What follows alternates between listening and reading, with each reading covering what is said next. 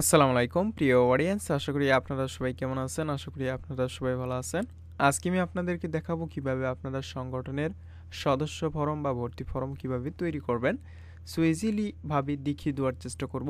অবশ্যই ভিডিওটি আপনারা মনোযোগ সহকারে দেখবেন। আর আজকের এই ভিডিওতে আমি বিস্তারিতভাবে দেখিয়ে দেওয়ার চেষ্টা করব। তাহলে চলুন ভিডিওটি সম্পূর্ণ দেখে নেওয়া যাক। সো যাদের মূলত কম্পিউটারে অ্যাডোবি ইলাস্ট্রেটর ইনস্টল করা রয়েছে তারা যে কাজটি করবেন, আমি আপনাদেরকে রেডিমেড একটি ভিক্টর ফাইল দিয়ে দিব। জাস্ট আপনারা ওইটা ওপেন করবেন এবং কিছু এডিট করলেই আপনি খুব সহজেই এরকম একটি ফর্ম তৈরি করতে পারবেন। এজন্য যে কাজটি করতে হবে, আমি এই ভিক্টর ফাইলের লিঙ্ক এই ভিডিওর কমেন্টে দিয়ে দিব। অবশ্যই আপনারা কমেন্টে গিয়ে এই ভিক্টর ফাইলের লিঙ্কটা আপনারা সংগ্রহ করে এটা ডাউনলোড করবেন। এরপর আপনাদের যে কাজটি করতে হবে, এখানে ফাইল অপশন থেকে এখানে ওপেন অপশনে ক্লিক করতে হবে। ফাইল থেকে ওপেন অপশনে ক্লিক করার পর আমি যে ভিক্টর ফাইলটা দিব সেটা এইরকম এআই লেখা থাকবে, আপনারা ওইটা ডাউনলোড করে নেবেন। এরপরে আপনাদের যে কাজটি করতে হবে, এই ভিক্টর ফাইলটাকে ওপেন করবেন। ওপেন করার পর এটা আরেকটি পেজে ওপেন হয়ে যাবে। এই যে এখানে দেখতে পাচ্ছেন আমার টোটাল ফর্ম এখানে চলে আসছে। এখানে আমাদের যে কাজগুলো করতে হবে এখানে সবগুলোই কিন্তু ঠিকঠাক থাকবে, জাস্ট আপনার সংগঠনের নাম এখানে চেঞ্জ হবে। আপনার ইচ্ছামতো যে আপনার ইচ্ছামতো একটি নাম দেবেন বা আপনার সংগঠনের যে নাম রয়েছে সেই নামটা আপনি এখানে দিয়ে দেবেন। এরপরে হচ্ছে এখানে আপনার লোকেশনটা চেঞ্জ করে দেবেন। এরপরে হচ্ছে আপনার ইমেল অ্যাড্রেসটা এখানে চেঞ্জ করে দিতে হবে। ইমেল অ্যাড্রেসটা চেঞ্জ করে দেওয়ার পর আপনি এখানে আপনার ফেসবুক লোগোটা থাকবে। এখানে আপনি জাস্ট এখানে এটাকে ক্লিক করবেন। ক্লিক করার পর এখানে রাইট ক্লিক করার পর আনগ্রুপ অপশনে ক্লিক করবেন এবং এইখানে এই ইউআরএলটা কেটে দিয়ে আপনার ইউআরএলটা বসিয়ে দেবেন। আর এখানে আপনি স্লোগান যদি অ্যাড করতে চান সেক্ষেত্রে আপনি করতে পারেন। এরপরে যে কাজটি করতে হবে সেটা হচ্ছে লোগো চেঞ্জ করতে হবে। সো লোগোটা আমি কিভাবে চেঞ্জ করব? এই লোগো চেঞ্জ করার জন্য অবশ্যই আপনার পিএনজি ফরম্যাটের একটি লোগো থাকতে হবে। এর জন্য আপনি ফাইল অপশনে যাবেন। ফাইল অপশনে গিয়ে আপনি প্লেস অপশনে ক্লিক করার পর আপনি আপনার যে লোগো দিতে চাচ্ছেন সেই লোগোটা দিয়ে দেবেন। অবশ্যই পিএনজি ফরম্যাটে হতে হবে। সো এখানে আমি ক্লিক দিলাম এবং এইখানে দেখতে পারতেছেন আমার লোগোটা কিন্তু চলে আসছে। আমি এটাকে যদি জুম আউট করি, এই যে আমার লোগোটা কিন্তু এখানে চলে আসছে, কিন্তু এটা সাইজ বিশাল বড়, এই জন্য কিন্তু এখানে এভাবে শো করতেছে। এই যে এটা একটু ছোট করলাম আমি, এই যে এটা একটু ছোট করব। ছোট করার পর এই লোগোটাকে আমি রিমুভ করব এবং এই লোগোটা আমি এখানে বসিয়ে দেব। আপনার যে সংগঠন রয়েছে সেই সংগঠনের লোগোটা আপনি বসিয়ে দেবেন।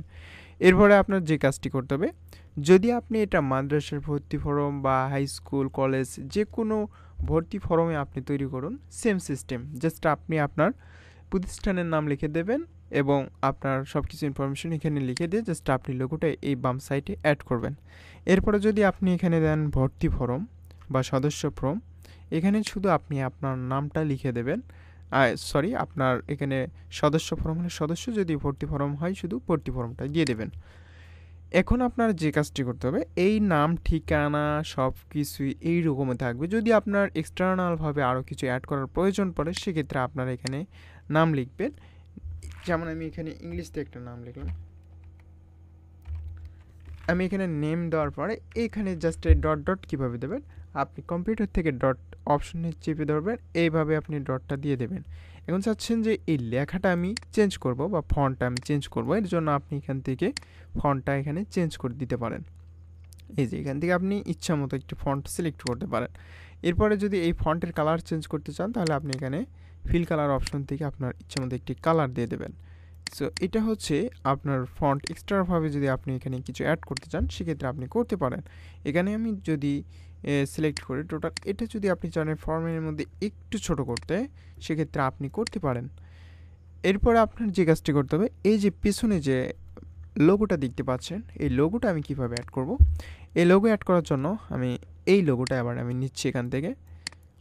আর মাঝখানে যে লোগোটা রয়েছে এটা আমার রিমুভ করতে হবে। এর জন্য আমি কন্ট্রোল অল্টার 2 এটা আমি চাপ দেব এবং দেখুন এটা আনলক হয়ে গেল। এখন আমি এটাকে রিমুভ করে দিলাম এখান থেকে। এখন ডিলিট বাটন আমি ক্লিক দিলাম, এটা রিমুভ হয়ে গেল। এখন আমার যে কাজটি করতে হবে, এই যে এই লোগোটা আমি এখান থেকে কন্ট্রোল অল্টার প্রেস করে এটাকে আমি মাঝ বরাবর নিয়ে আসলাম এবং এটার সাইজ একটু বড় করে দেব। এরপর আমাদের যে কাজটি করতে হবে, এখান থেকে রাইট ক্লিক অ্যারেঞ্জ থেকে সেন্ড টু ব্যাক অপশনে ক্লিক করতে হবে। এখন কিন্তু আমার এই লোগোটা পিছনে গেল, কিন্তু এটা কিন্তু ওয়াটারমার্ক হলো না। ওয়াটারমার্ক করার জন্য আমি লোগোতে ক্লিক দেব এবং এইখান থেকে আমি অপাসিটি, এই যে আপনারা দেখতে পারতেছেন অপাসিটি, এখানে আমি দেব 10%। এই যে 10% অপাসিটি দেওয়ার পর এটা কিন্তু একটি জল সাফা হয়ে গেল বা ওয়াটারমার্ক লোগো হয়ে গেল। এখন আপনারা যে কাজটি করবেন, এটা আপনার যদি সব কিছু ফরম্যাট ঠিকঠাক থাকে এবং এইটা যদি আপনি চেঞ্জ করতে চান একটু, সেক্ষেত্রে আপনি করতে পারেন। সো আমি মনে করি আপনার এখানে শুধু আপনার সংগঠনের নাম অথবা আপনি প্রতিষ্ঠানের নাম এখানে দিয়ে দেবেন। দেওয়ার পর এইখানে জাস্ট এতটুকুই চেঞ্জ করতে হবে। এখানে আনগ্রুপ করার পর এখানে আমি এতটুকুই দিলাম কেটে, এই যে এখন আপনার প্রতিষ্ঠানের নাম এখানে লিখে দেবেন। এরপরে আবেদনকারী স্বাক্ষর তারিখ, এইভাবে যদি আপনি সেম ফরম্যাট রাখতে চান সেক্ষেত্রে আপনি রাখতে পারেন। এরপর হচ্ছে সাধারণ সম্পাদক সভাপতির সিগনেচার নেওয়ার জন্য আপনি এখানে এই দুই জায়গায় দুইটা অ্যাড করে দেবেন। এরপর সব কিছু ওকে থাকলে আপনার যে কাজটি করতে হবে সেটি হচ্ছে সেভ করতে হবে। সেভ করার জন্য আপনি ফাইল অপশনে যাবেন, এরপরে এক্সপোর্ট অপশন থেকে সেভ ফর ওয়েব অপশনে ক্লিক দেবেন। এরপরে হচ্ছে আপনার এখান থেকে ম্যাক্সিমামটাই সিলেক্ট করে দেবেন। জেপিজি ফরম্যাটে ম্যাক্সিমাম সিলেক্ট করে দেওয়ার পর এখানে সেভ অপশনে ক্লিক দেবেন। এরপরে আপনি আপনার একটি নির্দিষ্ট লোকেশন ফোল্ডারে আপনি সেভ করে দেবেন। এরপর ওকে বাটনে ক্লিক করবেন। ওকে বাটনে ক্লিক করার পর আপনার এই যে ইমেজটা আপনি সেভ করলেন এটা কিন্তু এখন শো করবে। আমার কাজ শেষ, এই যে এটা কিন্তু এখন শো করতেছে। সো এইভাবে আপনি খুব ইজিলিভাবে আপনার সংগঠনের নামে, আপনার প্রতিষ্ঠানের নামে ইজিলিভাবে এখান থেকে লোগো তৈরি করতে পারেন। আশা করি আজকের ভিডিওটি আপনাদের কাছে কেমন লাগলো তা অবশ্যই কমেন্টে জানাবেন। আর নেক্সট ভিডিওটি পাওয়ার জন্য অবশ্যই আমার চ্যানেলটি সাবস্ক্রাইব করে রাখবেন। এতক্ষণ ধৈর্য সহকারে ভিডিওটি দেখার জন্য অসংখ্য ধন্যবাদ।